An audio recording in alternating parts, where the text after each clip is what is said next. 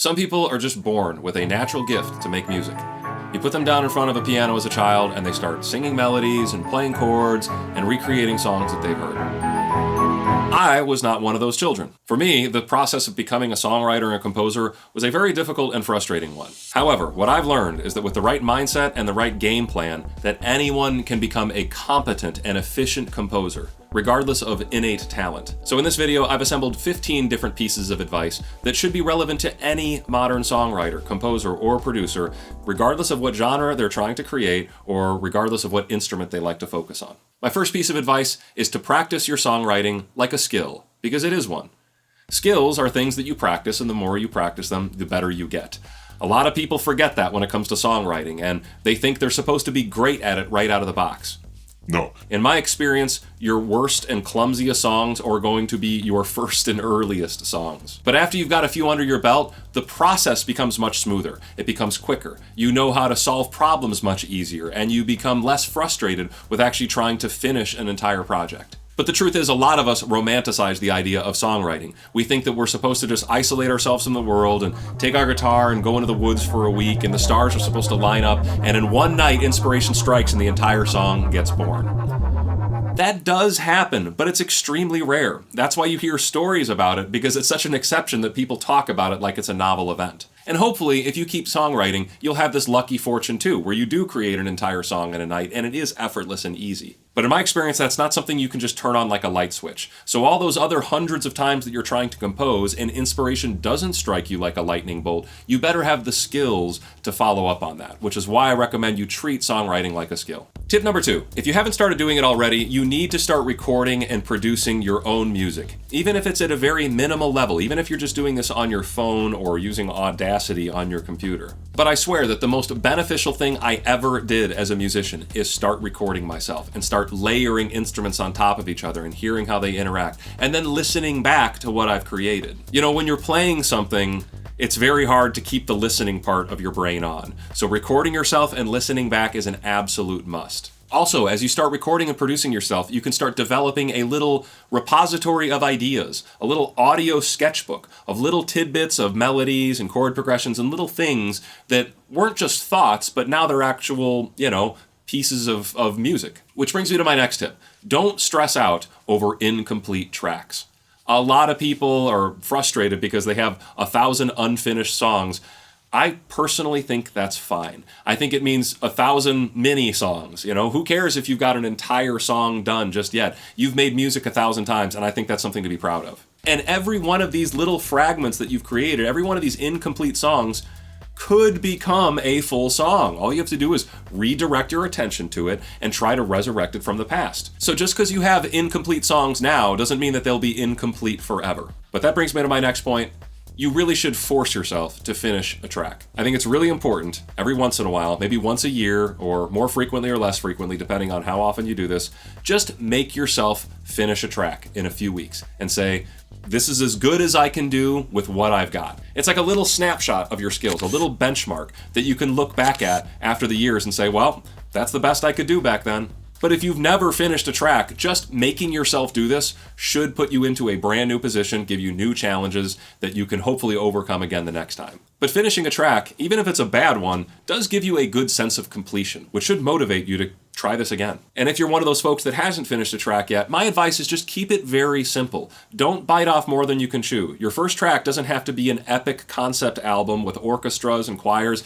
Just try to make a simple, lyrics and chords, and that's it. But let's move on to my next tip, number 5, which is to deeply analyze your favorite music. Pick out a song that you really love, put on your headphones, and listen to just the drums through an entire spin. Now, listen to it again, and on this spin, listen to just the bass. Now listen to it again, but only listen to the vocal effects, like the reverbs and the delays. And keep doing this. Pick out little elements and really, really dive deeply into your favorite productions. And try to find out why it's such a favorite of yours. What are the elements that are unique to those productions that you don't hear elsewhere? And as you're analyzing the things you like about your favorite music, try your best to find criticisms. Try to find flaws in your favorite music. Maybe a section goes on for too long, or maybe it's not mixed correctly. Something's too loud or too quiet. I think it's important to be able to find flaws in your favorite kind of music as well. It means that you have discrete tastes. It means you're not just accepting everything that's hitting your ears, but there's actually things that your own tastes would prefer over the other. And that ties into my next tip, is that you should deeply criticize your own music as well. When I listen to my own songs, often I'll hear something that I hate. And that means, I should go in there and fix that. And I think this is good. I don't want to be making music that I hate to listen to. So I think it's a very good ability to be able to criticize your own music without being self-deprecating. But if I don't fix those mistakes, then every time I hear my song, I'm going to want to turn the volume down during that section. And I don't want to have to do that. But this all ties into tip number 7, which is know your own tastes and how they are unique. As a composer, I think it's very helpful to know how your tastes are different from the mainstream and how your tastes are different than your peers. If you don't know that difference, you could be in for a really bad time. For example, let's say you really like hot, spicy food. So you invite all your friends over and you decide to bathe all of their entrees in ghost pepper juice.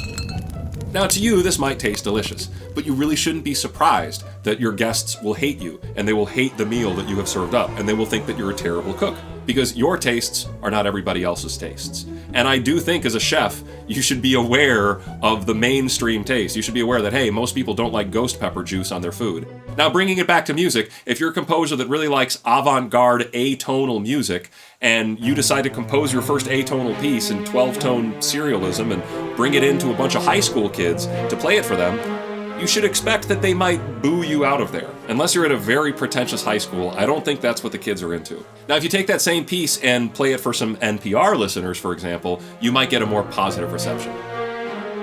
So my point is that you're going to save yourself a lot of stress and frustration if you are just aware of your tastes and how they might differ from other people's. Tip number 7, find good feedback that you can trust. Good criticism is actually really hard to find. If you just hand off your piece of music to a friend or family member, you might just get a thumbs up and a, "That's very good, honey." Alternatively, if you post your piece online to a music forum, you might just get a lot of hate. A lot of people that just want to downvote you and are insecure about their own composition, so they give you nothing positive. So I truly think one of the best assets you can have is a trusted confidant that can criticize your music, and you know that criticism isn't coming from a place of insecurity. It's real criticism. It's really what they're hearing. It's their honest thoughts on what they were experiencing when they heard your piece. Tip number 9, learn to remove your ego from the song. Sometimes you have to do what the song wants and not what you want to do. I've heard a lot of songs get ruined because somebody's ego got in the way. They wanted to play a shreddy, impressive guitar solo, but the song was really asking for a slow, emotional guitar solo. Or the drummer wanted to show off their skills when all we needed was something to support the singer. So ego can easily ruin a song in this aspect. But sometimes you need a freaking huge ego in your song. Like if you're a guy like John 5 or Joe Satriani, I don't want to hear you lay back and play the easy stuff. The whole point of your musical existence is your virtuosity. So I think here's a time where we need your ego. Or if you've got amazing vocal skills, well, I probably don't want to hear you singing low notes, just sustained the entire time. If you've got it, flaunt it. So basically, I think there's a time and a place for putting your ego into the music, but I also think more often than not, you should be taking your ego out and just doing what the song wants. Tip number 10, learn basic music theory. Now, if you've been subscribed to this channel for a while, I'm pretty sure you've already done that. But for those of you who don't know basic music theory, what I mean is just learn the fundamentals that are relevant to you. That doesn't mean you need to go learn sight reading, okay? It doesn't mean that you need to go learn how to read rhythms or anything like that. But you should be able to communicate basic ideas like what note are you singing, where is that on a keyboard, where might that be on a guitar, and these are all things you can figure out pretty simply. But the reason this is so important is, one, it will help you be more creative. I promise you. As you learn more theory concepts and play with them, they just become part of your compositional soup, and when you start composing, those things are floating around in there. But it also speeds things up because you can communicate issues much quicker. Instead of having to show people what you're doing the entire time, you can just tell them. And as long as they speak the same language that I do, then they're going to understand what we're talking about. And also, knowing music theory just helps solve problems. When things go wrong and something sounds a little funky, knowing theory can often just solve that problem in just a few seconds, as opposed to stressing out over hours for a new chord or a new note. Tip number 11. Try to understand the role of other instruments. Let's say you're a guitar player and you write chords and you sing lyrics, but you don't know anything about the drums. Now, when you take your song to a drummer, you're basically giving them complete control over what happens in the rhythm department, which is fine if you really trust your drummer. but it's a good idea to know the basics of drum groove. That way you can tell your drummer, hey, I want this in halftime. I want this with a swing feel. I want this in double time. I want this, with a blues shuffle kind of feel. All of those different variations will have a drastic effect on how your song sounds. So if you're going to completely relinquish all control of the rhythm department to the drummer, well, they are now doing the writing. Same thing for the piano. If you just tell a piano player play a C major chord, well, there's a million ways that a piano player can play a C. But if you understand the role of a piano and how a piano might be played, then you can literally write out, hey, here's how I want you to play this C major chord. So if you really do have a composer's vision, if you do have music in your head and you want to get it out, you really should study the other instruments that are going to be present in your compositions. And that ties in with my next tip. Find other musicians to collaborate with. It's really incredible what we can do all on our own from the comfort of our own studios. I mean, just with our computer, we can create violins and drums and guitars. We can even do fake AI vocals now. But in my opinion, for a lot of genres, you still can't replace a live drummer. A live drummer that's good is going to help turn your song into something that you could have never done on your own. They're going to know how to build up those transitions just right. They're going to know just the right fill to help give that energy that the chorus needs. They're going to know how to quiet down. And, I don't have a VST plugin that can do all the things that a very good drummer can do. Likewise with pianos. I mean, I can program in my own piano parts all day long, but an experienced piano player will add a whole extra level of brilliance to an arrangement and a composition. Now, let's move on to my next tip, which is going to be my most controversial, but it's one that I firmly believe.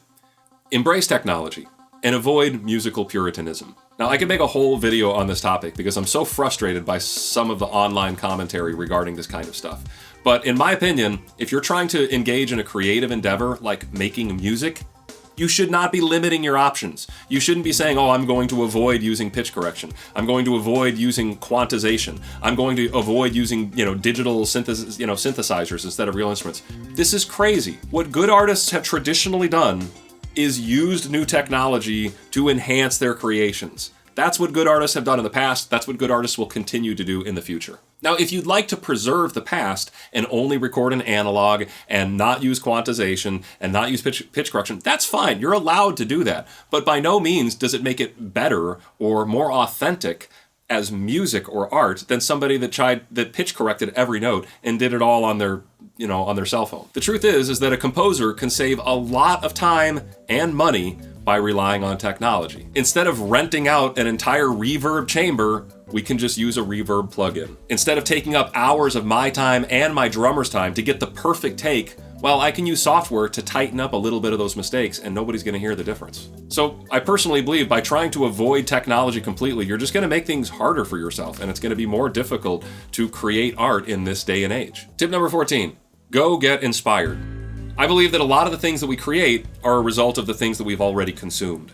So if you're not consuming anything new, you shouldn't be surprised that you're not creating anything new. It's very easy to stagnate if you haven't really collected and consumed some new art. So try switching it up. Maybe go see a different kind of movie, go to an interesting place, hang out with some different people. What I've personally found to be the most beneficial is to go to art shows. I am not an artist. I can't do anything visual. But hanging out with visual artists, I have found very mentally stimulating, and usually when I come back home, I find myself inspired to get on my instrument and start making music as well. A lot of towns and cities have a First Friday or Fourth Friday art show, so you should check out what's available to you in your area. Tip number 15, write music for you. Not every song you write needs to be popular. Not every song you write needs to be well loved by the public. It's totally all right to just make music for you. In my experience, it's fun to make music. It's really fun for me to make silly music, but that's fine. I still have fun inviting people over and making fun music with them without any expectations of it going triple platinum or something like that. It's a fun way to connect with people. It's a fun way to still strengthen your skills. You can invest time and effort and learn new production techniques and new composition techniques just when you're goofing around. And it keeps it fun. Ultimately, what we're doing here is just making noises, organized noises. And I don't think we should take that too seriously. So don't be afraid to just have some fun and make a silly song. So that's all 15 tips, but I have a bonus tip here for you. Buy my stuff. That's right, I teach music theory and I teach songwriting. If you go to my website, I've got all sorts of stuff there. The thing you might be the most interested in is my songwriting and theory course, which really goes over the important parts of music theory as they relate to a modern day songwriter. But I also have a name your own price rhythm course, which teaches you everything you need to know about rhythm structure. And I recently just released the Chord Progression Codex, which is an awesome exploration into vertical harmony. That's a fancy way of saying chord progressions. We play this chord, then that chord, then this chord. How does that work? Why do those work? And how can we really expand our chord progression vocabulary and explore individual chords? So if you like this video, you will enjoy the courses I have on my website.